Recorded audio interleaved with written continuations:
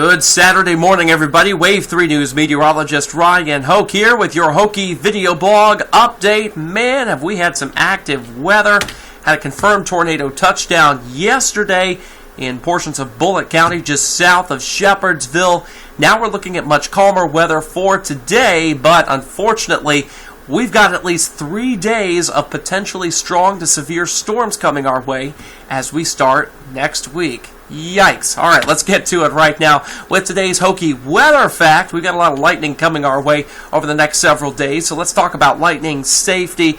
Of all outdoor activities, water-related ones like fishing and boating typically have the highest number of fatalities each year here in the United States. That's because when you're out in the water like that, you're the highest object around because water, of course, is flat. So whenever thunder roars, you need to head indoors, get off the lake, get off the pond, get off the river, because that is a very dangerous place to be. All right, with that said, as we go throughout today, the storm chance is very low. We are still seeing some fog out there on our Shepherdsville SkyTrack camera from Kentucky One Health. In fact, those visibilities are still down considerably across portions of our northern viewing area. Jasper's down to 2 miles now. Look at Covington. Yeah, they're socked in with fog. Same story up there in Seymour at this point. So, folks, be careful if you're driving out there this morning across our northern tier of counties. Here in the metro, not quite as bad with 8 miles of visibility.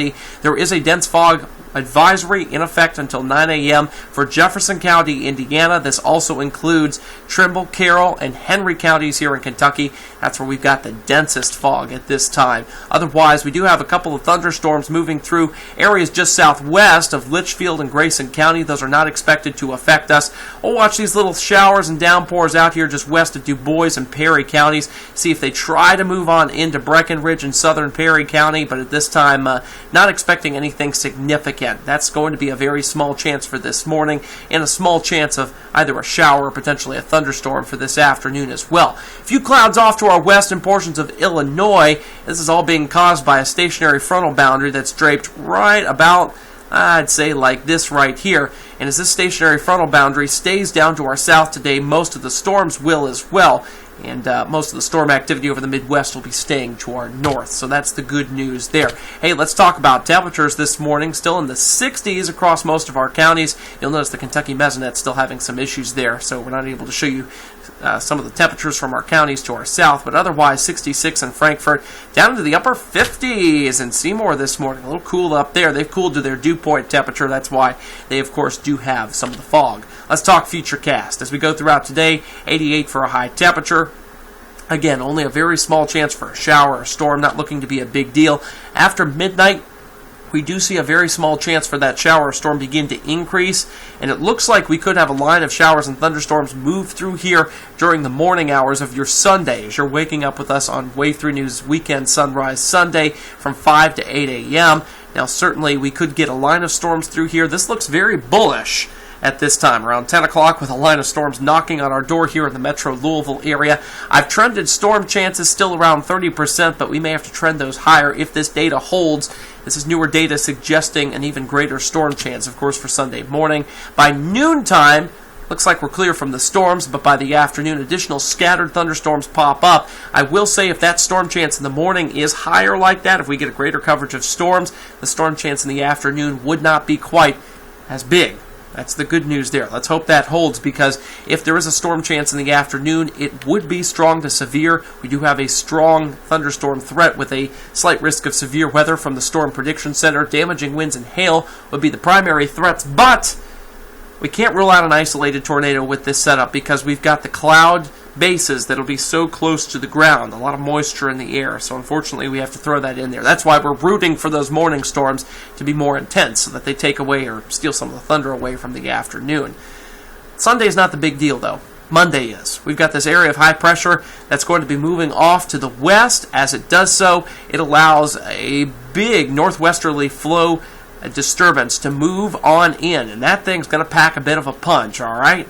We've got some strong winds aloft. Some of these strong winds may mix down to the surface. Whenever we say that, this is exactly what we mean. Those strong winds from either the jet stream or some of the mid-level winds trying to mix down to the surface in any one of those thunderstorms that channels them down via the downdraft. And, of course, we're under a Enhanced risk of severe weather from the Storm Prediction Center as we go throughout your Monday due to this strong wind threat. Could be some widespread wind damage in some places.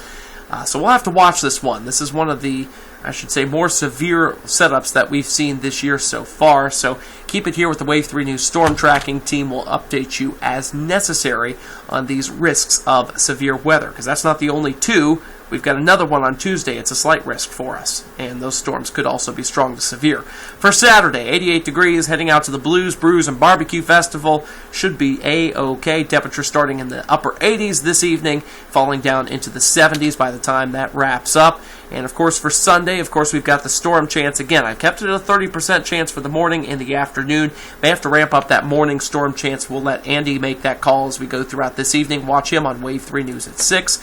Monday, there's that severe weather risk again, and it is an enhanced risk of severe weather. These storms, they'll be coming right out of the northwest of us here, out of the Midwest, so we'll have to watch those.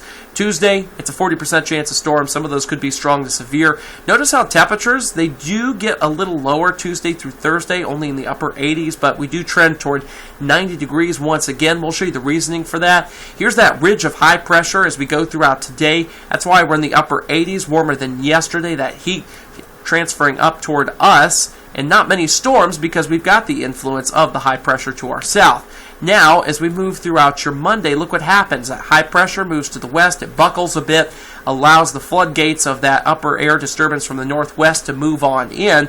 But as we head throughout the latter portion of the work week into the weekend, that high pressure transitions eastward again. We get that ridge in here. That's why we'll trend those temperatures near 90 degrees.